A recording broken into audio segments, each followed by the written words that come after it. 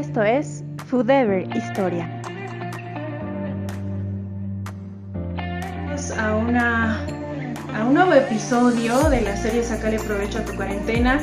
Hoy es la segunda parte con nuestro invitado Juan Villanueva, un arqueólogo excelente que el día lunes ha iniciado a contarnos acerca de todo el tema de la historia de la comida en Bolivia. Y él ya está con nosotros. A ver, le vamos a aceptar ahí. Ahora sí se está vinculando. Juanito, ¿cómo estás? ¿Me escuchas? A ver, vamos a probar. Juanito, ¿cómo estás? Buenas tardes. ¿Cómo estás? Todo bien acá, pues ya iniciando, muy contenta de que ya estés con nosotros y también agradecer a toda la gente que poco a poco se está uniendo. Hoy hablamos de la segunda parte. El día lunes todos se quedaron como cuando uno te decía, uno ve una película y se queda a la mitad o algo pasa, se corta la luz, no sé, y se queda así como con ganas de más. Hoy es la segunda parte. Sí, genial, muchas gracias. Bueno, la idea es ahora primero empezar respondiendo algunas de las preguntas que vimos, que también tú me mandaste, que bueno, no habíamos podido cubrirlas por el tema del tiempo, ¿no? Nos habíamos cortado hablando de justamente de la cerveza y de la chicha y del consumo de alcohol, ¿no? Y subrayando eso último, que muchos productos, muchos cereales, legumbres y frutos se pueden convertir en chicha, se pueden fermentar y de hecho diferentes sociedades andinas y también amazónicas aprovecharon de hacer chicha de muchos productos, no solamente de maíz, aunque el maíz ha sido probablemente el más importante, ¿no? Y esto para su acción de comunicarse con socialmente, entre ellos obviamente, entre humanos, pero también para una acción ceremonial y ritual de mucha importancia, ¿no? Alguna persona había preguntado acerca de bibliografía y en cualquier momento yo les puedo pasar mi correo electrónico para que me escriban y poder pasarles algunas cosas.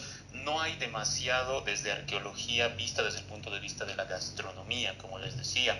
Hay unos muy buenos trabajos acerca de cuáles eran los patrones económicos de consumo de vegetales y de animales. Hay trabajos que se han hecho en Tiwanaku, trabajos que se han hecho en Cochabamba, sobre el tema de maíz. Hay arqueólogos bolivianos importantes que han hecho trabajos sobre el consumo de peces, sobre el consumo de camélidos y sobre otros temas bien interesantes. Y hay un avance también gradual, cada vez más hay gente en la carrera de arqueología que está haciendo tesis, por ejemplo, sobre este tipo de temas. Entonces, si alguien quiere una bibliografía más detallada, pues podemos entrar ahí. De cosas publicadas, recientemente en el MUSEF publicamos el año 2019 un volumen de actas de la RAE, de la Reunión Anual de Etnología que hacemos, que se había dedicado a los materiales líticos. Y hay una investigadora, una arqueóloga, estudiante de arqueología, que hizo un trabajo interesante sobre la calapurca, precisamente. O sea, es esta idea de cocinar con piedra, de la que también vamos a hablar un poco. Entonces, eso, por ejemplo, está publicado a nivel de arqueología de la comida, digamos, se puede decir. Y sin duda un libro que es recomendadísimo, aunque ya no ingresa al área prehispánica mucho, sino más a la área que vamos a tocar ahora, que es la época colonial y republicana, es definitivamente el trabajo de Beatriz Rosers, que es una historiadora boliviana, una historiadora de la comida y que ha ido recopilando recetarios y formas de preparar, etcétera, y su trabajo realmente es tremendo y es sumamente recomendable el que hace él. Eh, Había otra persona que preguntó acerca de lo que es la quispiña, ¿no? O sea, hablando sobre la técnica de lo que es la elaboración de esta especie de galleta de quinoa, ¿no? Que es tan típica de la región altiplánica, de la zona andina, y cómo se sabía que se manejaba cal. Y se preguntaba sobre esta comparación con lo que es la técnica de la nixtamalización que se hace en México para hacer las tortillas de maíz, donde también se emplea cal. Definitivamente ese es un patrón prehispánico, o sea, el uso de cal para la cocción, tanto en Mesoamérica como en la región andina, ha sido importante. Y si tenemos un par de sobrevivientes de ese uso de la cal, ha sido precisamente la elaboración de la quispiña y también la elaboración del mote pelado, ¿no? Del mote de maíz pelado, que se encuentra sobre todo en el sur del país, también en el norte de Argentina, por ejemplo, que también ahí los granos de maíz se cocen con cal, se hierven con cal. La finalidad es ablandar, obviamente, ¿no? La cal va a atacar estos componentes ricos en celulosa del grano la cáscara y demás, y va a permitir una masa más blanda o un grano más blando para consumo. Entonces la cal definitivamente se ha usado también en gastronomía con ese fin, y eso también es de origen prehispánico, ¿no? Y básicamente eso. Otra persona hacía una pregunta sobre los horarios de comida, y eso desde luego en arqueología es difícil saber. Eso es un dato demasiado fino tal vez, ¿no? Saber a qué hora comía la gente. Es seguro que esos patrones han debido cambiar en la época colonial, ¿no? Hoy en día hay algunos autores, por ejemplo Bill Sillard ha hecho una etnografía entre las comunidades de alfareros aymaras, andinos y quechuas también, pensando y también acerca del uso de cerámica, y también pensando en los horarios en los que se cose, se prepara la comida, y desde luego ahí hay horarios diferenciados, ¿no? Y había algo de lo que ya hablábamos un poco. Cuando la población tiene una faena o una actividad de tipo agrícola, o de caza o de ganadería, de pastoreo, por ejemplo, vas a diferenciar algunas comidas que se consumen al inicio o al final del día, ¿no?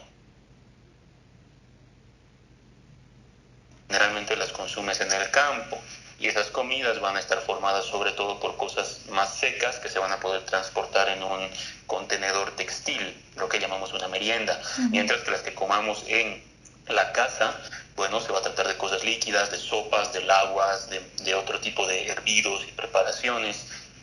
Obviamente, hoy en día, por ejemplo, se desayuna muchas veces té o café o mate y pan. O sea, también hay que tomar en cuenta que las comunidades rurales han tenido una fuerte influencia de las etiquetas españolas, europeas, etcétera, ya en tiempos posteriores, ¿no? Creo que esas eran las preguntas.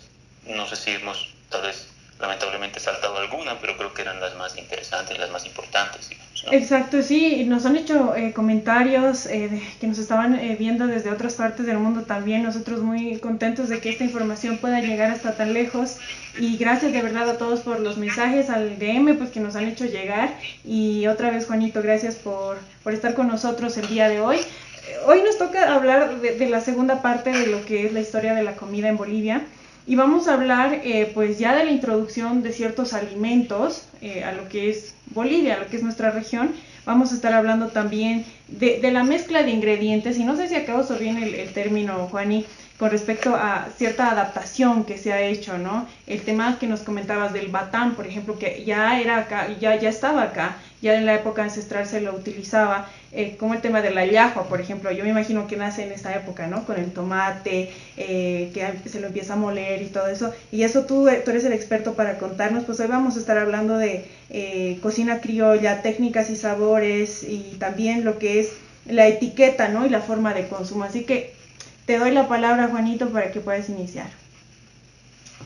Gracias, Dama. Bueno, sí, o sea, definitivamente el momento colonial, la época en la que los españoles inicialmente arriban aquí, es una época tremendamente importante para las costumbres alimenticias y gastronómicas en Bolivia.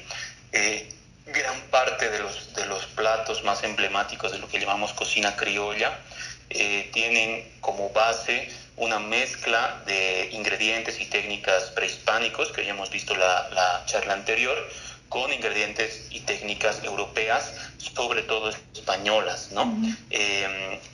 Definitivamente hay dos aportes principales en esta época que se van a mezclar con lo prehispánico, tanto andino como amazónico, y esos van a ser sobre todo la comida española, ¿no? Y también, de cierto modo, algo de la herencia afro. No olvidemos que las personas de origen africano, ¿no?, llegan también a esta región en este momento, y van a ir desarrollando sus aportes que, aunque durante muchos años han sido invisibilizados, ¿no?, gradualmente se van haciendo cada vez más notorios, ¿no? Cada vez se vamos notando más cuáles son las herencias también de esa cultura en nuestra gastronomía, y existen. Creo que esas son la comida, las costumbres españolas.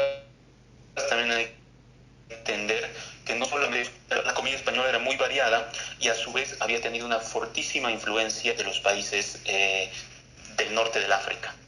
O sea, durante siglos, antes de llegar aquí a América, España había sido conquistada por grupos de origen, de cultura musulmana, de habla árabe, ¿no?, etcétera, sobre todo el sur de España.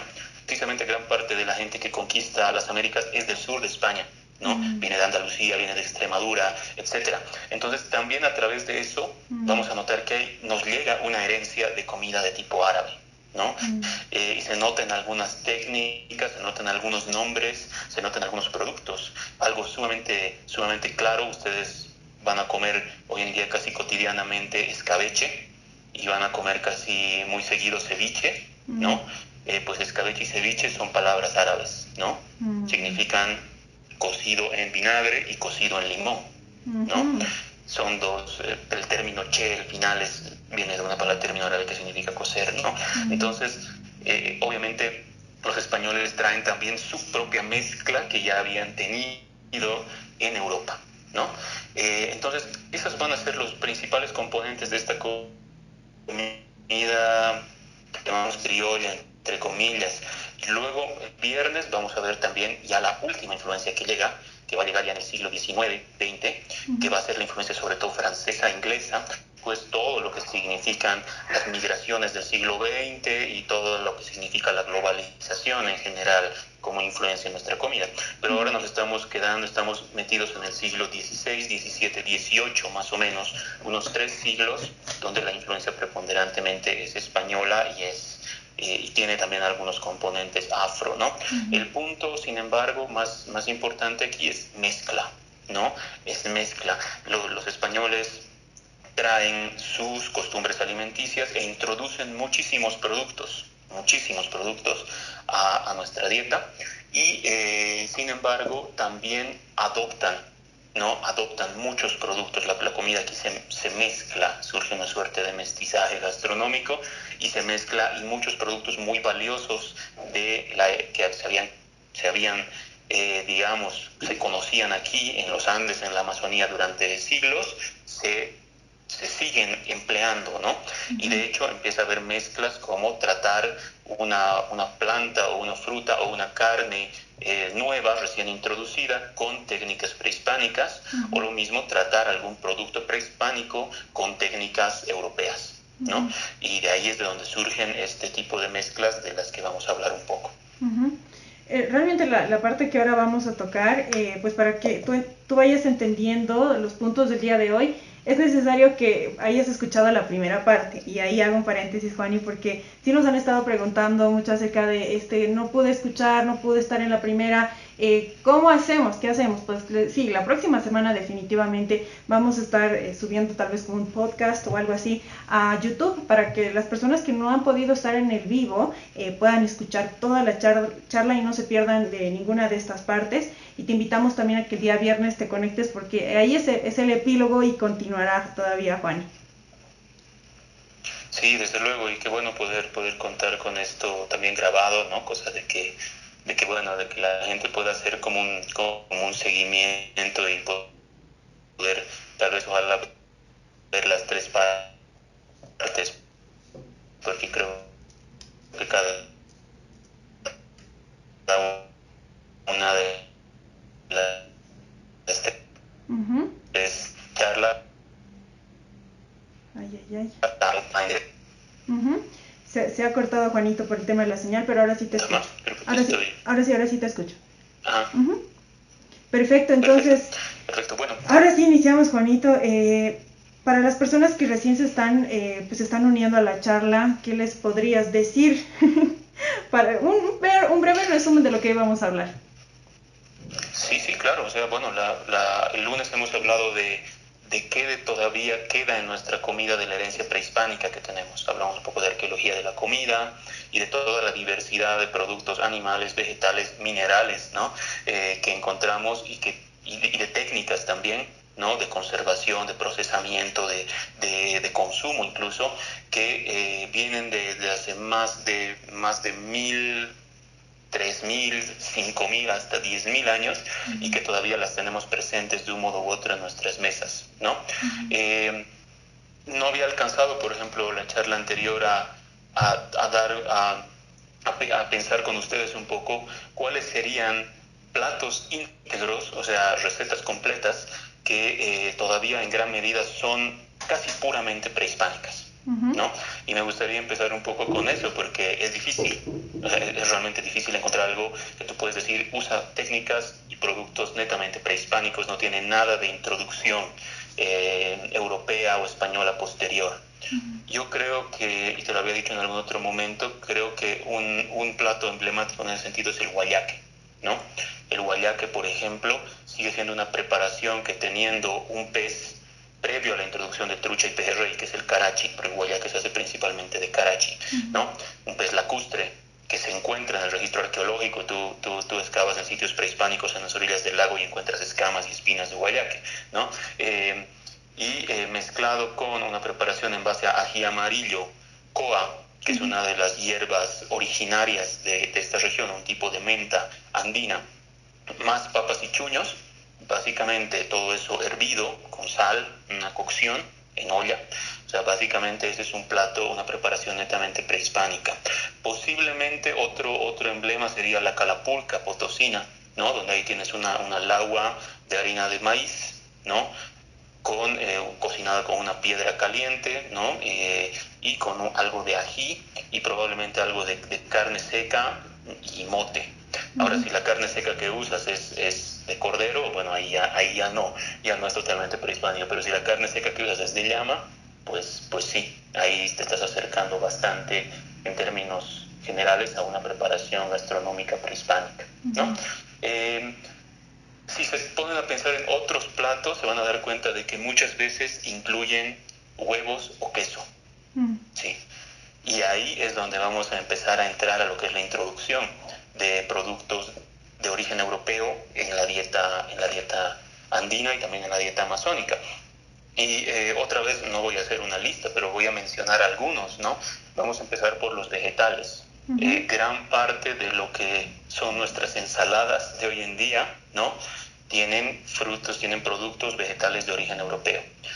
Los más ampliamente adaptados seguramente son las zanahorias y las cebollas, ¿no? Los pimientos, morrones, ¿no? También de alguna manera todo lo que son vegetales verdes, o sea, acelgas, lechugas, pues, repollos, incluso pensando en algo que tal vez no consumimos tanto como la alcachofa, por ejemplo, puedes pensar en otra planta que tiene en su nombre una raíz árabe, ¿no? Alcachofa, generalmente las palabras que empiezan en al son algunas que tienen un origen árabe en su etimología, digamos, ¿no? Pero entonces se introducen muchos de esos elementos y... a ver, aquí yo les voy a mostrar un ratito porque quería mostrarles un poco.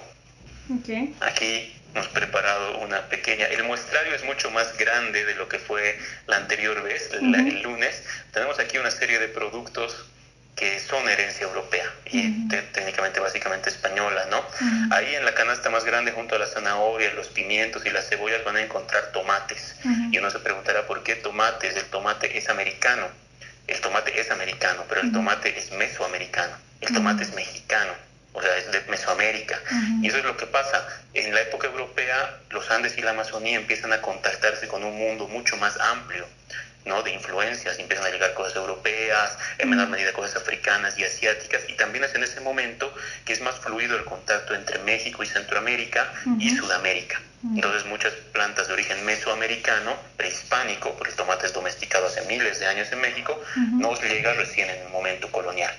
Aquí tenemos un poco de queso y de leche, aquí tenemos unos huevos de gallina, porque se usaban huevos sobre todo de pato y también en otras zonas de avestruz, de ñandú, de pava, ¿no? Pero el de gallina obviamente llega en la época europea. Y tenemos algunas frutas, fundamentalmente duraznos y un limón. Y eso tiene que ver pues con la introducción de fruta. Ese es otro punto muy importante.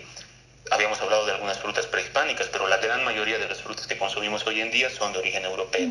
Hablamos de frutas de origen mediterráneo, manzanas, higos, duraznos, damascos, uvas, etcétera, y también de cítricos que también se dan en el Mediterráneo, o sea, naranjas, mandarinas, los plátanos también llegan en ese momento, las piñas, las papayas, o sea, todo ese movimiento, toda esa cantidad grande de frutas que conocemos hoy en día no están llegando, son de origen europeo. Las bayas, las frutillas, las frambuesas, todo ese tipo de cosas también. ¿no? Juani, perdón que te corte.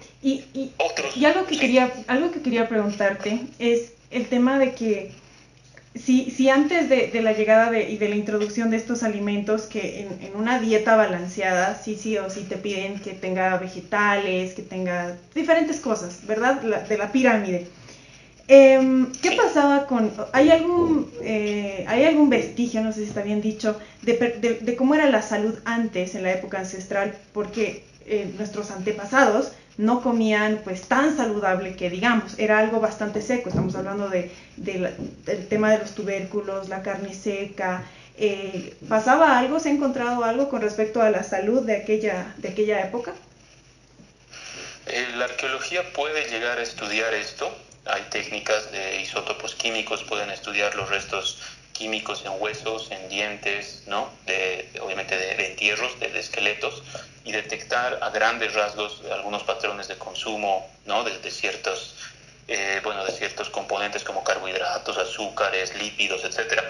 También pueden estudiar los dientes y ver cuánta azúcar, etcétera. Y también hay otros indicadores de estrés nutricional y de desnutrición. Existen. No se han hecho muchos estudios de esa perspectiva en el caso de las culturas bolivianas, ¿no? Pero te va a llegar a decir, o muchas veces se llega a pensar, que hay algunos estratos de la sociedad que están mejor nutridos que otros, ¿no? O sea, que acceden más a nutrición en general. No te llega probablemente a decir mucho sobre, por ejemplo, el consumo de vitaminas, ¿no? Que es algo fundamental. Te llega a decir cuánto es tu gasto calórico y, bueno, qué tan nutrido estabas, pero vitaminas y, no sé, minerales es un poco más complicado, es un dato mucho más fino y más difícil de captar, ¿no? Definitivamente uno piensa que, diría, las sociedades andinas y amazónicas prehispánicas sin frutas y verduras, o sea, ¿dónde queda la pirámide famosa de la que hablamos tanto, ¿no? Pero hay que contar con que las sociedades andinas y amazónicas tenían algunos cereales y algunas legumbres sumamente nutritivas, que eran fuentes muy importantes de vitaminas, de minerales, etcétera. Estamos hablando del tarwi, estamos hablando de la cañagua, estamos hablando de la propia quinoa. También tenemos que decir que la dieta era bastante baja en grasas, o sea, grasas saturadas de origen animal. No teníamos cerdos, no teníamos pollos, no teníamos vacas, no teníamos conejos o chanchos, ¿no? Y corderos. Entonces, la llama era un animal relativamente magro, carne de caza, peces, ¿no? Era una dieta relativamente baja en esas grasas. No comíamos lácteos, que es una fuente grande de grasa. Y entonces, más allá de todo eso, se asume que gran parte de la población en la época prehispánica realizaba además un trabajo físico intenso, ¿no? Pues no es lo mismo comer una dieta basada en carnes y carbohidratos y ser un oficinista de ciudad a comer una dieta basada en carnes y carbohidratos y ser un agricultor, ¿no? O sea, tu gasto calórico no guarda ninguna relación. Y eso hace que, creo que en general uno asumiría que son personas relativamente saludables y bien nutridas. Hay algo de iconografía prehispánica, especialmente tiwanaku, que muestra que había individuos con sobrepeso.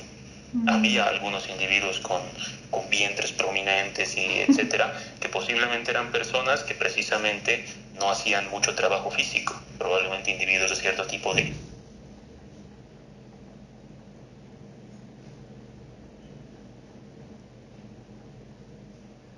Bueno, ahí creo que la señal sí se cortó un poquito. A ver, vamos a esperar. Está muy interesante la charla de hoy. A ver. Minerales y nutrientes en general, y eso es muy importante. Los patrones de vida no van a cambiar tan agudamente en estos siglos, donde se fundan ciudades, pero siguen siendo ciudades bastante pequeñas y donde aún gran parte de la población realiza un trabajo físico muy intenso. El cambio más grande en los patrones de vida se va a dar en el siglo XIX y sobre todo a partir del siglo XX, donde gran parte de la población se va a sedentarizar y va a pasar a vivir en grandes ciudades. Ahí las cosas van a cambiar mucho porque gran parte de la población va a empezar a tener algunos problemas de sobrepeso, ¿no? Eso ya va a ser algo que vamos a ver en la siguiente charla, el viernes. Por ahora podemos quedarnos en que se introducen, ¿no? Muchas cosas nuevas. Y volviendo a algunas cosas que se introducen, no podemos dejar de mencionar que algunas de ellas se han introducido al mundo andino y amazónico con un éxito increíble. O sea, supongo que pocos lugares en el mundo producen las habas, ¿no?, que produce la región del lago Titicaca. Y parecería entonces que las habas son un producto prehispánico. Exacto. No lo son. Las habas son un producto español introducido. Sin embargo, se ha adaptado tan bien al clima que en algunas regiones del lago Titicaca tienes estas habas gigantes y deliciosas, digamos, que comemos, ¿no? Las arvejas, desde luego también, todo lo que son lentejas, garbanzos, ¿no?, frijoles, gran parte de las legumbres, salvo el tarwi y salvo un tipo concreto de frijol que no se come mucho en Bolivia, se come más en Perú, que es el payar, que es de origen prehispánico. La gran mayoría de esas legumbres son de origen europeo. Y otra introducción vegetal gigantesca es el trigo y es la cebada, ¿no? Que desde luego básicamente se van a usar para fabricar harina y para hacer pan y masa, ¿no? O sea, las poblaciones andinas y amazónicas hacían masa de quinoa, hacían masa de maíz, hacían masa de otros cereales, de yuca, ¿no? Pero aquí empiezan a aparecer otros dos productos fuertes con los que están básicamente en Europa, ya se habían diseñado básicamente para fabricar masa y harina, ¿no? Entonces eso genera un cambio total. De pronto empezar a consumir pan, bueno, es un cambio muy significativo. Dos de las especies vegetales que se introducen principalmente con el fin de hacer productos que se emplean en comida y en bebida. Una de ellas es la oliva, la aceituna, que mucho más que introducir la aceituna, lo que estamos importando es el aceite de oliva. Y eso va a traer unos cambios también en las técnicas, porque de pronto ahora tienes una grasa de origen vegetal que puedes usar para fritar, para freír. Eso junto con la manteca de cerdo, que también se introduce en este momento, te va a dar la posibilidad de freír, que era una técnica no extremadamente usada en la época prehispánica, donde la única grasa que tenías a disposición era grasa de llama y no tenía mucha y no era de todos modos tan eficiente sacrificar un animal entero para tener un poco de grasa para freír. Entonces acá tenemos otra dinámica y la introducción del aceite es importante, y en el caso de la uva, desde luego la consecuencia obvia va a ser el vino, ¿no? Entonces la introducción del vino y posteriormente del aguardiente. En este caso, obviamente lo que vamos a tener van a ser no solo la introducción del producto, el vino, sino también la introducción del fruto, la uva, en gran escala, sobre todo lo sabemos en los valles de Sinti, de Tarija, etcétera, también en algunos valles de La Paz. Zapaqui, Uribay, Caracato, toda esa región, van a ser regiones vineras. Se va a introducir vid, se va a empezar a producir vino. Es bien interesante que en términos de técnica, el vino se producía en ese momento en cerámica, se producía en ánforas. La antigua técnica romana, los españoles lo producían de esa manera, y de hecho creo, si no me equivoco, haber oído en algún momento que en alguna zona de La Paz todavía se está produciendo vino en algún punto con esa técnica. La técnica de maduración en roble francés, en barricas de roble de madera, va a aparecer después, justamente con la influencia francesa, que nos va a traer otra manera de hacer vino, que es la que se usa mayormente hoy día, ¿no? Pero el vino está apareciendo ahí, y los aguardientes, sobre todo de uva, que van a ser el origen de nuestro Singani, digamos, ¿no? Tan emblemático que tenemos ahora, ¿no? Eso en gran medida, si se dan cuenta, es un espectro muy grande de productos de origen vegetal que se introducen. Y también hay un espectro muy grande de productos de origen animal que se introducen. Y ahí tenemos que hablar necesariamente de las gallinas, de los cerdos, de los corderos, de las vacas, y en menor medida también de las cabras, sobre todo en el sur del país, ¿no? Todos esos animales son animales que a diferencia probablemente de la llama, acá en los Andes, gran parte de los animales se han criado para básicamente ser consumidos. O sea, no tienen muchas otras finalidades. Tal vez, en el caso de la oveja, puedes decir que también es un productor de lana importante, ¿no? Pero más allá de eso, la gran mayoría de estos animales son criados para ser comidos. Juani, y eso... perdón que te corte. ¿Podrías tú tal vez pensar que en la época prehispánica, en cierto punto, se le daba un valor también a los animales, no solamente como para comerlos, en relación a este tiempo? Sí, o sea, definitivamente en la época prehispánica, especialmente la llama tenía un valor mucho mayor que excedía lo que era el valor alimenticio. La llama era Básicamente un productor de lana, era una fuerza de trabajo, era una bestia de carga, se puede decir. Hasta los excrementos de la llama se aprovechaban como combustible, ¿no? Entonces es un animal muy completo y que por eso mismo en muchas situaciones en la época prehispánica, en muchas épocas, las personas no tendían a matar a sus llamas fácil y alegremente, ¿no? Era un animal muy preciado vivo como para matarlo. Desde luego también matar a la llama no solamente era una acción alimenticia, era una acción que tenía también una connotación ceremonial, religiosa. Generalmente se la mataba en situaciones sociales como ofrenda, y estaba relacionada con todo un universo religioso, ¿no? Básicamente eso. Creo que no hay animales introducidos en el mundo, introducidos por los europeos, que tengan esa connotación tan fuerte, ritual y religiosa, ¿no? Desde luego la vaca, especialmente el toro, ¿no? Es un símbolo de fuerza y sí puede llegar en algún caso a tener algunas connotaciones simbólicas más grandes, pero más allá de eso, creo que en la mayoría de los casos ovejas, cerdos, gallinas no tienen ese mismo rol, digamos, se puede decir. Son mayormente animales de tipo alimenticio, ¿no? Ahí tenemos que hablar, obviamente, del consumo de la carne, por un lado, fresca, ¿no? Del consumo de la sangre y de las menudencias, también va a surgir ahí. Un plato, por ejemplo, hoy en día muy popular en zonas altiplánicas, por ejemplo, es la chanfaina. Chanfaina es un plato de origen español, de hecho es un plato español, ¿no? Que se introduce con algunos cambios acá, ¿no? El consumo de sangre, de vísceras, etcétera, es importante. Se tiene que hablar también de algunas costumbres europeas que no había en el mundo andino, que es la fabricación de embutidos, ¿no? Fundamentalmente el jamón y el tocino, que son de los más básicos y menos sofisticados tal vez, ¿no? Se introducen ya en esta época. Las salchichas no, van a aparecer después, son una herencia más de nuestros inmigrantes de origen alemán, etcétera, ¿no? Pero algunos otros ya se introducen en este momento.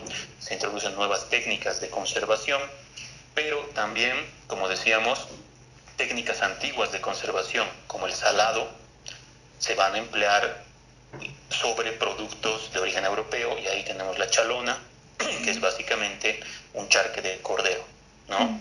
La aplicación de una técnica andina de conservación mediante sal a una carne de origen europeo, ¿no? Entonces tenemos, creo, todos estos elementos, digamos, del mundo animal se introducen, y por supuesto la otra gran introducción que viene con estos animales son los huevos de gallina y son los lácteos, ¿no? Ahí es sumamente importante notar que, como decíamos, el mundo andino y amazónico no conocía de los lácteos, ¿no? De hecho, los cuerpos andinos y amazónicos humanos no estaban adaptados al consumo de lácteos. De hecho, muchas personas con genética sumamente con fuerte herencia andina o amazónica y también afro, ¿no? Van a darse cuenta de que muy frecuentemente tienen intolerancia a la leche. No es algo muy común, intolerancia a la lactosa. No tenemos la enzima que nos permite procesar adecuadamente la leche, que es una enzima que han ido desarrollando los europeos tras siglos de irse adaptando al consumo de leche y de queso de vaca, de cabra y de oveja, ¿no? Entonces, por eso es que alguna parte de nuestra población tiene esos problemas a la hora de consumir estos productos. Pero entonces con los lácteos nos viene pues la leche, el queso, la mantequilla, ¿no? El yogur no, porque es una forma de preparar que va a aparecer posteriormente, ¿no? La crema, la nata, ¿sí? Eso aparece y se introduce fuertemente en nuestra dieta. Ahí tenemos, por ejemplo, una primera idea de esta mezcla que opera, está en las sociedades amazónicas, cuando nosotros vemos toda la herencia de lo que es el hornado camba, digamos, de lo que es el cuñapé, de lo que es el sonso, de lo que es el masaco, etcétera, etcétera. Vamos a ver una mezcla de una costumbre de origen amazónico que existe, que es la preparación de masa y el consumo de masa en base a maíz y en base a yuca, ¿no? Pero con la introducción del queso, ¿no? Que genera pues nuevos sabores, nuevas formas de preparar y nuevas costumbres, ¿no? Tenemos que darnos cuenta de que esa región es también fuertemente colonizada y evangelizada, sobre todo a través de las misiones, ¿no? A través de misiones, sobre todo jesuitas, que van introduciendo estas nuevas preparaciones y estas nuevas costumbres. Uh-huh. En el caso del altiplano, pues tendremos toda una variedad enorme de quesos, sobre todo frescos, blancos, de vaca, y también más al centro y al sur del país, también de oveja y también de cabra, ¿no? Uh-huh. Sabemos, por ejemplo, que Tupiza es muy fuerte en su producción de quesos de cabra, es una herencia de ahí. Hay un queso muy famoso en Oruro, que es el queso de Paria, ¿no? Con una receta, son recetas netamente de origen europeo que se van a ir introduciendo, ¿no? Uh-huh. Y hasta tal vez adaptando, ¿no?, a la forma de comer, que en un ratito nos vas a contar, Juani, con respecto a ciertos platillos que nosotros tenemos y que a veces uno piensa que vienen pues desde hace tantos años, pero uno puede ir viendo y sobre todo escuchándote, y se puede imaginar que ha sufrido un proceso, el tema de los lácteos que nos decías, el tema de las enzimas, ¿no?, de aquellos cuerpos que no estaban pues listos tal vez para procesar ese tipo de líquido. La pregunta que te quería hacer, Juanito, es si aparte del agua, aparte de las bebidas que ellos tenían, ¿había alguna otra bebida que ellos, o sea, en aquella época, yo sé que estoy retrocediendo a la época ancestral, pero había otro líquido del que se tiene vestigio que ellos consumían, aparte de los que te he mencionado? La verdad, no, en ese momento no. Lo que sí, con la gran variedad de frutas, especialmente jugosas, ¿no?, que se encuentra, que se introduce, pues se empiezan a hacer todo tipo de hervidos, ¿no?, y de jugos. Pero más allá de eso, creo que no. En el caso del mundo andino y amazónico, probablemente giraba entre agua o algún tipo de preparado mayormente fermentado en base a maíz o a yuca o a quinoa o alguna forma de chicha, ¿no? Uh-huh. Es algo parecido a lo que pasó durante muchos siglos en el mundo europeo, donde girabas entre el agua y la cerveza, que era cerveza de cebada o de trigo, ¿no? En este caso es más o menos lo mismo. También se introduce la cerveza en este momento, los españoles también beben cerveza, solamente que la industria cervecera va a tener otro giro más que se va a dar recién en el siglo, finales del XIX, inicios del XX, aquí en la región, en Sudamérica, ¿no? Pero más allá de eso, no. Lo que introduce mayormente como bebida los españoles va a ser el vino, más allá de lo que es obviamente el agua, ¿no? Otras bebidas se van a introducir un poco más tardíamente, el té y el café, ¿no? Se van a introducir posteriormente. Bueno, algo que sí puedes detectar que es de origen muy español son las infusiones, ¿no? Son nuestros famosos matecitos, ¿no? Los mates, así, la manzanilla, el anís, la linaza. La linaza es posiblemente una de las infusiones calientes y reconfortantes más importantes que nos legan los españoles. Hay una cosa importante cuando se habla de la introducción de la cocina española, nos empieza a trazar similitudes entre diferentes países, porque como los españoles conquistan gran parte de Sudamérica, pues entonces vamos a hallar términos y similitudes entre la cocina boliviana de diferentes regiones y la cocina, por ejemplo, del norte argentino, del norte chileno, de Perú, de Ecuador, incluso de Colombia, incluso más allá. Hay algunos rasgos importantes de la cocina española que se quedan como herencia en todos estos países. Y, por ejemplo, en Perú hay el consumo de una bebida que se llama emoliente, si la han escuchado alguna vez, que es básicamente una antigua tisana española que está basada en linaza y hierbas, ¿no? Y es una infusión caliente. Posiblemente esa es una herencia importante también que nos llega y que hoy día todavía mantenemos, ¿no? Tomar linaza caliente con limón, por ejemplo, ¿no? O refrescos de cebada, por ejemplo, tostada, también tienen un poco ese origen, ¿no? Uh-huh. El tema del api se me viene a la mente, y como te decía, Juani, creo que hay ciertas bebidas que se han ido adaptando según el lugar donde estaban, porque yo recuerdo mucho, en México hay una bebida que es muy parecida al api, que es el atole, pero hay atole de todo, ¿no? Pero los sabores y todo eso, a mí, o sea, yo lo probaba y decía, es muy parecido al api. Es muy probable que, aunque no hay evidencias claras, ¿no? Que en la época prehispánica se haya consumido alguna forma de bebida en base a harina de maíz, ¿no? Que sería como una especie de precursor del api. Ahora el api, como lo conocemos hoy, tiene azúcar o tiene chancaca, ¿no? Y tiene canela, ¿no? Esos dos son condimentos propiamente europeos que se están insertando, ¿no? Entonces, como vemos, hay una base de productos y de técnicas posiblemente prehispánicas, de ideas prehispánicas, pero se están mezclando fuertemente con ideas de origen europeo. Y justamente hablando de condimentos, tal vez otra área en la que los españoles introducen muchas cosas es la famosa área de las especias, ¿no? Se introduce que eran muy valiosas además en el mundo europeo, el comino, la pimienta, la canela, el clavo, el anís y muchas otras especias, y también el azúcar, ¿no? El azúcar además va a empezar a plantarse en diferentes regiones, inicialmente en el Caribe, ¿no? Y se va a volver una industria muy grande que va a empezar a llegar acá, el azúcar y la chancaca, ¿no? Que es un preparado en base a melaza de azúcar. También se van a introducir en esta época y van a cambiar enormemente el sabor de las cosas. Más allá de eso, algo que es un rasgo muy importante es que los españoles rápidamente parecen introducir, incorporar y llegar a apreciar mucho el manejo del uso del ají, ¿no? Que es algo, como hemos visto, netamente prehispánico, pero que se va a incorporar en muchas de las preparaciones gastronómicas como un condimento sumamente importante, ¿no? Y ahí tenemos otro ejemplo grande de mezcla, ¿no? Bueno, vamos a hablar también, Juanito, el día de hoy sobre las técnicas y sabores, la cocina criolla, y creo que ahí ingresas tú ya hablándonos del ají, que tiene mucho que ver con la comida criolla. Si uno se pone a pensar dentro de la mayoría de los platos bolivianos, o que son representativos de Bolivia, tienen ají, casi todos, no sé en porcentaje, pero una gran mayoría.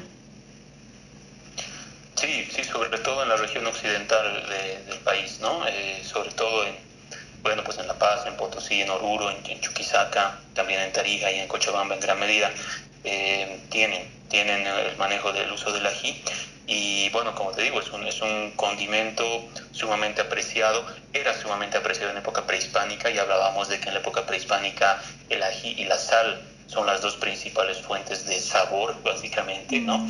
Y el mundo europeo el mundo colonial es una mezcla entre gente de origen europeo y gente de origen andino. Entonces ese gusto se sigue manteniendo y se va mezclando con gustos europeos, ¿no? Hay alguna idea de que al menos inicialmente los españoles que vienen en esta región son varones, ¿no? Son hombres, y se empiezan a casar, a juntar con mujeres de origen andino. Y en los Andes, como en muchas regiones del mundo, en esos años, en esos siglos, era la mujer la encargada de la comida principalmente. Entonces de ahí que estas herencias sean transmitidas de madres a abuelas, a hijas, etcétera, y vayan hibridándose y mezclándose. Eso no quiere decir que no lleguen mujeres de origen español, llegan, y sobre todo en momentos más tardíos de la colonia, llegan en el siglo XVII, XVIII, también con sus propias técnicas, también con sus propias recetas, y ahí se va intensificando, digamos, ¿no? esta mezcla y esta generación de platillos, de recetas, de preparaciones diversas. Cuando hablamos de técnicas de origen español, habíamos hablado un poco de la fritura, ¿no? De la idea de tener aceite y poder freír. No solamente es la fritura en sí misma, sino es el famoso ahogado, ¿no?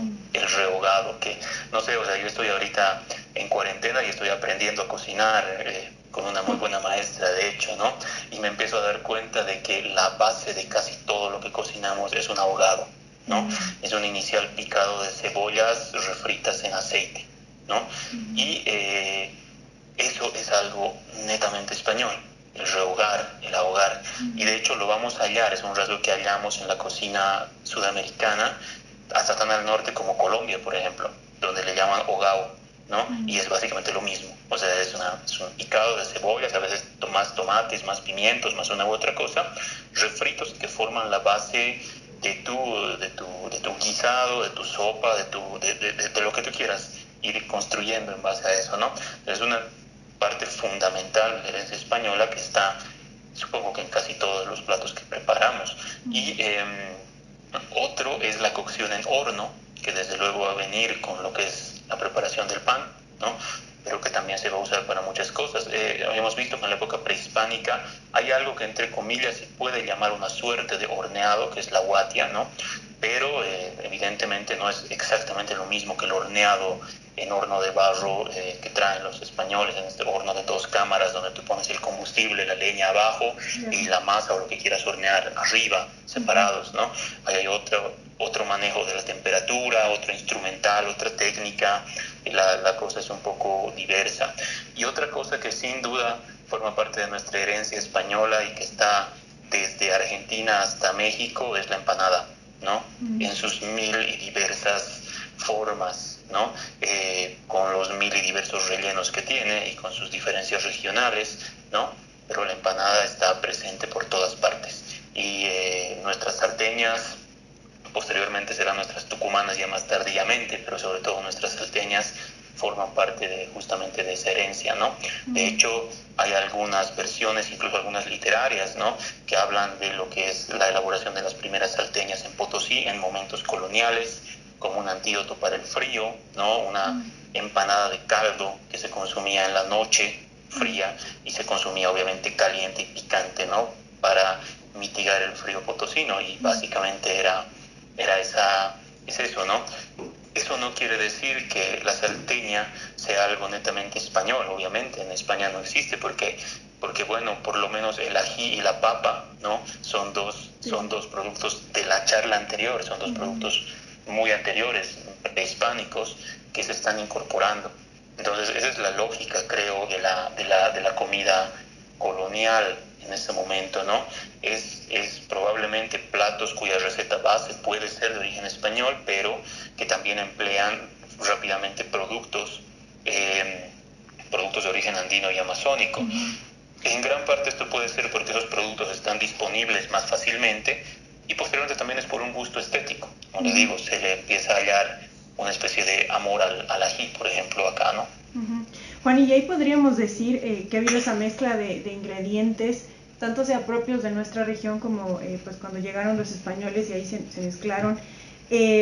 Hay una pelea, ¿no? Yo alguna vez escuché con el tema de la tucumana, de la salteña, que no es que esas provienen de Argentina, y hay muchas cosas, hay una pelea, pero yo creo que mucho tiene que ver el hecho de que de los sectores que vinieron a colonizar América y dejaron ciertos tipos o ciertas técnicas de preparación, como el tema de las empanadas. Sí, totalmente, eso es lo que sucede, ¿no? Es difícil, va a ser muy difícil encontrar cuál es el origen exacto de la salteña, porque de la historia siempre, al igual que de la arqueología, en la historia también nos quedan fragmentos de la realidad.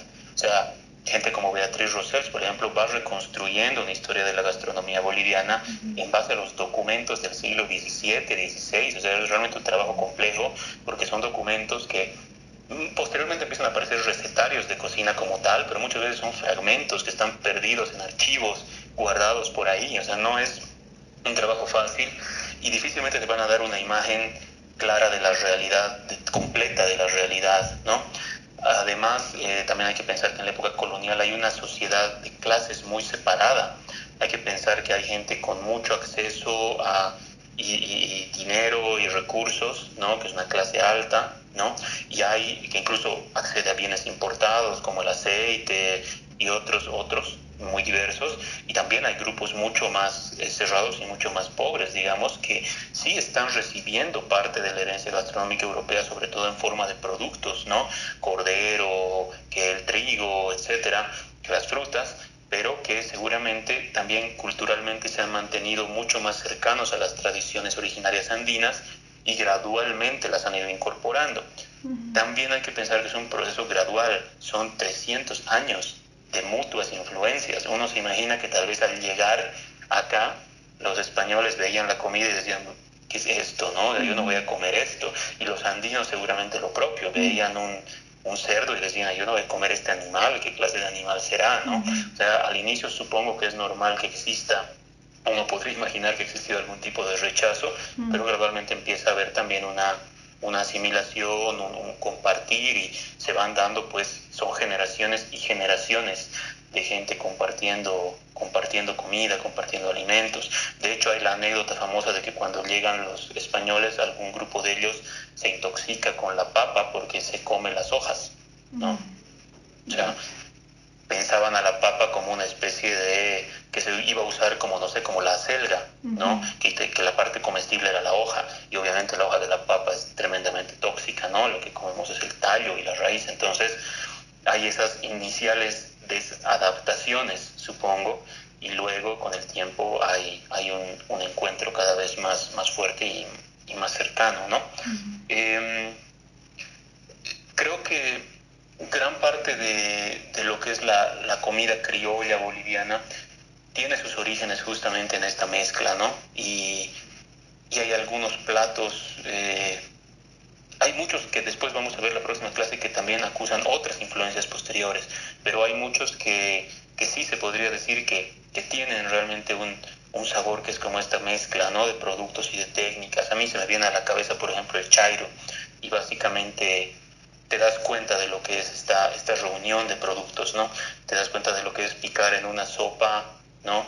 Que tiene una base de trigo y de chuño. O sea, es sumamente interesante pensarlo así, ¿no? O sea, un producto tan apreciado para los europeos y uno tan apreciado para los andinos, se mezcla en una sopa donde introduces a veces charque, pero introduces charque y papa, pero introduces zanahorias y también tienes arvejas y habas, ¿no? Y se mezcla y se hace una mezcla de cosas y de influencias muy diversas. Cuando pensamos, por ejemplo, en un picante surtido, ¿no? Tanto en su versión paceña como en su versión chuquisaqueña, ¿no? Tenemos esta idea de aderezar carnes muy valiosas y muy raras, porque el picante siempre ha sido una comida de lujo, ¿no? Siempre ha sido una comida de ocasión especial, ¿no? Entonces, ¿qué tiene un picante? Tiene cosas que no comes todos los días, tiene lengua, por ejemplo, ¿no? O tiene, no sé, la ranga, no es algo, o el conejo mismo, que a veces lo introduces, en el caso del chuquisaqueño, la cola de res, ¿no? Son cosas que, a ver, no son la presa de carne que te comes cada día, pero al mismo tiempo la estás aderezando con diferentes tipos de ajíes y diferentes preparaciones basadas en ají, cada una con su propio secreto, ¿no? Cada una con su propia receta, con su propia mezcla de especias que le resaltan o le quitan uno u otro tono, ¿no? O sea, con pimienta, con comino, a veces con algo de azúcar, o sea, ¿me entiendes? Es una preparación que tiene como base a algo tan apreciado para los andinos como es el ají, ¿no? Pero que se alinea de otras formas, ¿no? Y se usa para recubrir y para resaltar el sabor de otras carnes, ¿no? Y creo que básicamente esos son, qué sé yo, algunos de esos ejemplos, ¿no? El saice, por ejemplo, en el caso del sur del país, probablemente el mondongo, en el caso de la comida chuquisaqueña, pues pensar que responden también a ese tipo de lógica. Hay algo muy especial, por ejemplo, en el caso del mondongo, ¿no? Es interesante porque ahí podemos hallar algunos vestigios de lo que es la herencia afro, que está en proceso de ser estudiada, ¿no? Pero mondongo es una palabra africana, ¿no? Mondongo es una palabra de origen africano, y de hecho, si uno va a la Argentina, ¿no? Mondongo es totalmente otra cosa, ¿no? O sea, mondongo es una parte de la vaca, es una de las vísceras, digamos, que se consume. O sea, es una víscera, es una de las presas, entre comillas, de la vaca, y no es una preparación de un plato como lo vemos acá, especialmente en Chuquisaca, ¿no? Entonces hay que entender un poco más a fondo qué era lo que sucedía con las personas de origen afro. Sobre todo hay que entender que estaban en situación muy precaria, estaban en situación de esclavitud durante gran parte de este periodo, ¿no? Y qué era lo que comían y qué herencia nos queda de lo que comían. Probablemente comían, por ejemplo, vísceras, ¿no? Que era lo que iba quedando de la comida que tenían los amos, por decir, y las preparaban y las aliñaban de cierta forma. Tal vez en una región fueron vísceras y en otra fueron trozos de cerdo o cueros de cerdo que luego esa receta empezó a pasar de una generación a otra y se fue refinando y adquiriendo otras características, ¿no? Esa herencia de la comida, como de pequeñas cosas picadas que se mezclan y se consumen, está muy presente, por ejemplo, en la comida peruana.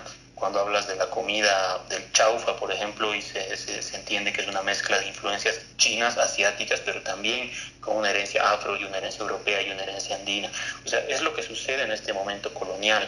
Hay diferentes culturas muy diferentes, muy distintas entre sí, que se están mezclando y que están aportando cada una algo a lo que va a ser la construcción de esta alimentación, ¿no? De esta alimentación criolla, que le podemos llamar hoy en día. Muchos platos emblema, entonces, nuestros, de diferentes regiones, pues van a tener su origen en esos momentos, ¿no? Capaz, Juanito, dentro de este tiempo, sí. Dentro de lo que ha sido ya, incluso la comida, que tenían ciertas clases, yo recuerdo que en una charla que tuvimos, pues en el video que se hizo el año pasado, hablábamos también de los anticuchos, ¿no? Que esa es también una herencia afro. Sí. Entonces es realmente espectacular saber de dónde viene cada cosa, y creo que también en este punto entraría el tema de la etiqueta y ya la forma de consumo, ¿no? El tema de usar las manos o el tema de usar otras cosas. Háblanos de eso, Juanito. Sí, finalmente era lo último que quería hablar y me doy cuenta de que me he vuelto a emocionar y se está acabando el tiempo, pero es lo que suele suceder cuando uno habla de estas cosas, ¿no? Pero obviamente se están introduciendo nuevas formas de comer también, se está introduciendo nueva vajilla, a veces importada, se está introduciendo algún tipo de cobertería de metal, algunos cuchillos y otros elementos. El tenedor va a aparecer un poco después, la cuchara va a aparecer antes, porque el tenedor es una influencia francesa que va a aparecer cuando los españoles se alineen con los Borbones en Europa, ¿no? Siglo XVIII ya, pero definitivamente aparecen nuevas formas de servir, grandes fuentes, soperas, platos individuales, se empieza a reemplazar esa idea de la comida comunitaria y pasa la comida a ser un fenómeno que ya se sigue consumiendo en grupo, pero cada quien tiene su platito, ¿no? Cada quien tiene su vajilla, su taza, su vaso, su plato, se vuelve un proceso un poquito más, bueno, una etiqueta en todo caso diferente, ¿no? Y algo a partir de lo que es la estética, también hay que tomar en cuenta que los españoles de esa época no tenían no hacían una separación tan clara entre comidas, digamos, por ejemplo, dulces y saladas, o la idea, por ejemplo, del postre, que hoy en día tenemos muy clara. El postre es una idea de origen francés. Entonces, en ese momento, lo dulce y lo salado se mezclaban de formas un poco menos distinguidas, digamos, menos, la distinción era menos fuerte entre sabores que hoy en día. Un emblema es la salteña misma, que tiene tonos dulces, o sobre todo la Santa Clara de Sucre, ¿no? Que tiene como azúcar encima, pero el relleno es salado. O sea, era también otra estética donde se introduce fuertemente lo picante, ¿no?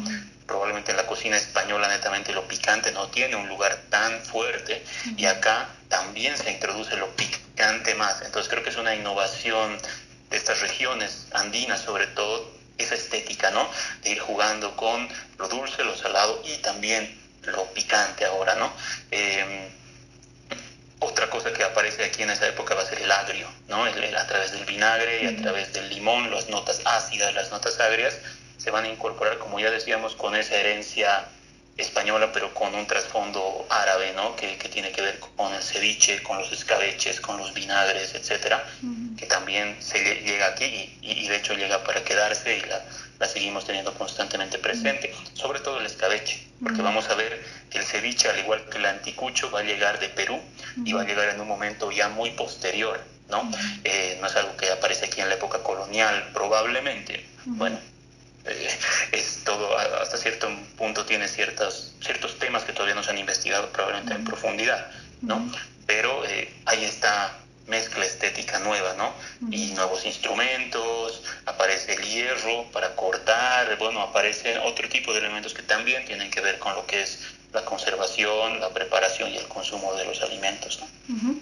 Juanito, te cuento que otra vez nos dejaste como la película a medias, porque el día viernes es el último día de esta serie, Sacarle Provecho, justamente contigo, hablando de la historia de la comida nacional. Y pues te cuento que en 1 minuto 23 segundos se va a cumplir ya la hora y seguramente se nos va a cortar el video. Pero queremos agradecerte primero por el tiempo y sobre todo por compartirnos de verdad tanto conocimiento. Es increíble todo el mundo de la arqueología. Y invitarles a todos ustedes que están conectados a que el día viernes a las 6 de la tarde no se pierdan la última parte de Historia de la Comida Nacional. Ahora sí, las preguntas que ustedes tengan, pues por el tema de tiempos no vamos a poderlas responder ahora, pero pueden hacernos llegar en el transcurso de hoy y mañana para que el día viernes, como hoy lo hizo Juan, pueda responderles. Así que, Juanito, nos despedimos. Hemos acelerado hoy. Sí, es tanto por hablar que bueno, es difícil concretarse, y como digo, uno se emociona de todos modos, ¿no? Pero bueno, creo que cuando veamos las 3 charlas juntas se genera una idea general, y es lo importante. Y la próxima charla la vamos a ver sobre el siglo XIX, el XX y la actualidad, que es otra oleada de influencias más que se suma encima de lo que estamos viendo hasta ahora, ¿no? Y genera esta mezcla. Gracias a todos por su interés, por las preguntas. Igual las vamos a contestar el viernes al inicio. Y nada, pues gracias, Dama, una vez más por invitarme. Gracias por quedarte con nosotros y ser parte de la serie Historia de la Comida en Bolivia. Hoy estuvimos hablando acerca de la época colonial, y en el siguiente encuentro estaremos hablando de la tercera y última parte, como es la época contemporánea. No te pierdas y suscríbete a nuestro canal y síguenos en todas nuestras redes sociales. Otra vez, gracias, comunidad Food Ever.